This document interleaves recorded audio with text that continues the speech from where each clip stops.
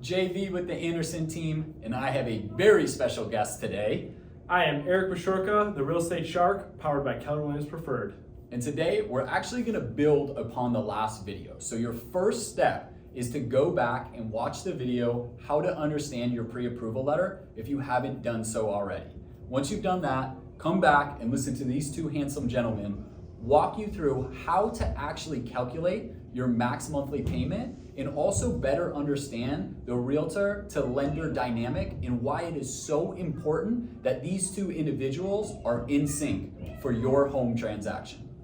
Exactly. You want to know what your monthly payment is going to be and also what you're pre-approved for, so when we're shopping for houses, we know what we should not go above. Let's get to it.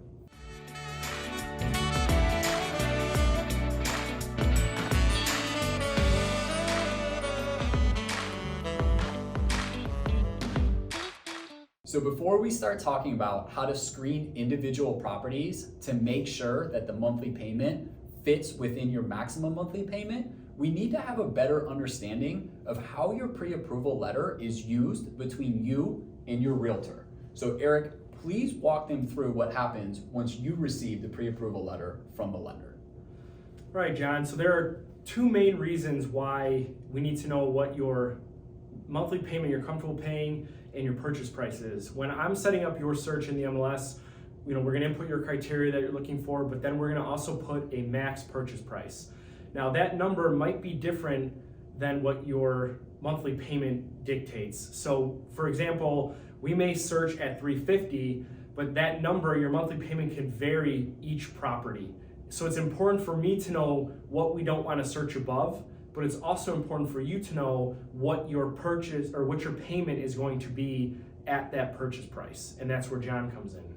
And so the key to kind of bring that all together is, regardless of what your purchase price is, the more important number is that you stay under the maximum monthly payment. And as Eric had mentioned, things like real estate taxes, whether the property's in a homeowners association, can really drastically alter that monthly number. So it's so important to have a team that's communicating throughout the whole process to make sure that all the properties are properly screened so that you don't miss something that could actually be your next home. Most properties are going to fit in what we're looking at. If you're looking in a similar area, most of the time the taxes are going to be similar if it's in an HOA or not with your purchase price. However, there are going to be some outliers. There may be some exemptions that are either not listed or are listed that could affect the tax breakdown.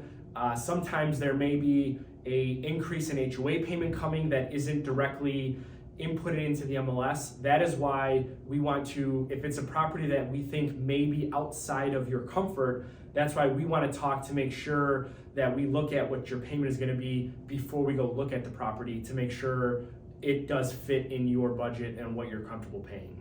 So at this point, JV has issued you a pre-approval and we have a search set up in the MLS for your new home. Now the fun begins. We get to look through pictures, set up showings, and start to go check these houses out. JV is going to explain to us how we would screen an individual property to make sure the monthly payment fits below your max monthly payment. So from the last video, you know that your maximum monthly payment is calculated by adding your principal and interest, your real estate taxes, your homeowner's insurance, your monthly mortgage insurance if you're putting less than 20% down or if you're in an FHA loan, and your homeowner's association dues if you're purchasing a home or a property in a place that has an HOA. So from this maximum monthly payment, you can actually screen every individual property of interest to make sure that the monthly payment on that specific property stays below the maximum monthly payment that was given to you in your pre-approval letter. What are some ways that we could do that? So the easiest way is to download our free Anderson Team app, which you can see right here. And in that app, it's going to actually have a monthly payment calculator. So all you do is take the information from the MLS listing that Eric sent you, you put it into the calculator and hit calculate, and it will give you your monthly payment. You then take that number and make sure it stays below the maximum monthly payment listed on your pre-approval, and you are good to go on that property. And if you have any specific questions about that number, you can ask JV. And if you have any questions on how to find that information on the listing I send you, feel free to let me know and I can get those numbers for you. Now, there's always an exception to the rule, and we're going to go over a real life example of why knowing your purchase price and your max monthly payment are important. In this example, you see here that taxes are listed roughly at $2,800. However, what is not shown is the senior exemption that this property currently has. So when you remove that senior exemption, your taxes are really going to be just over $4,700, which can really mess up your ratios for your pre-approval level.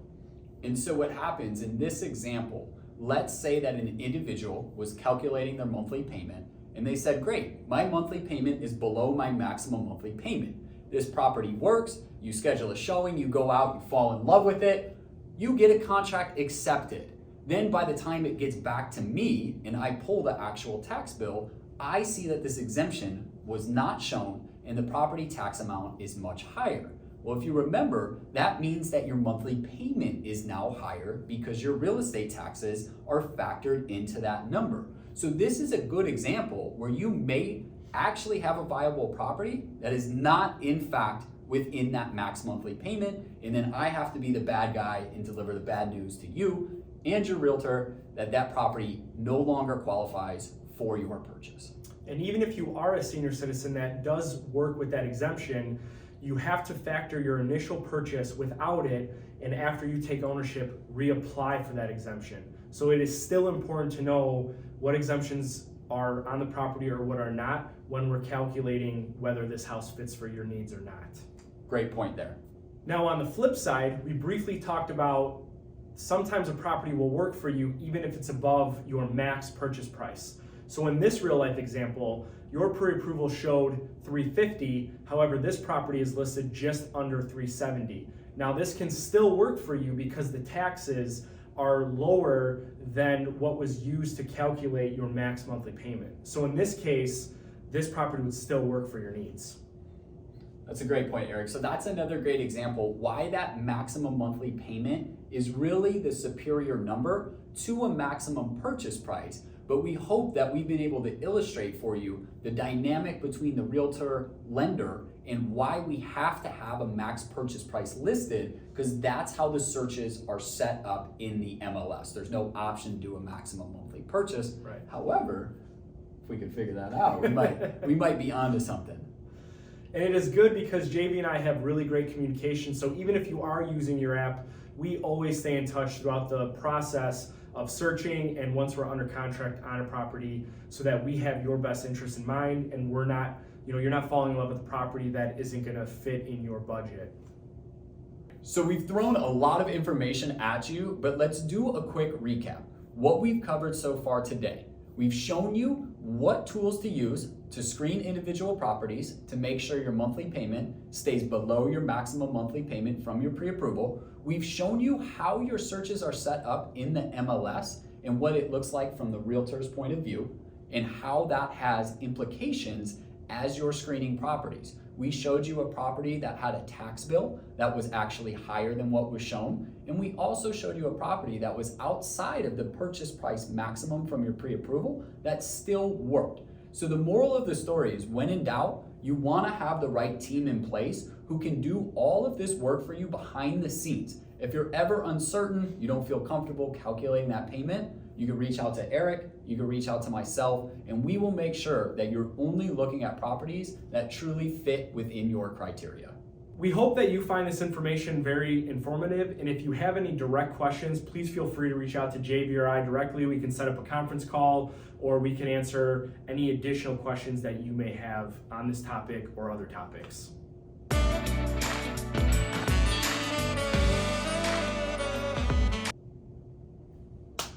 think it was good. Felt good. That felt good to me too. Felt good in between.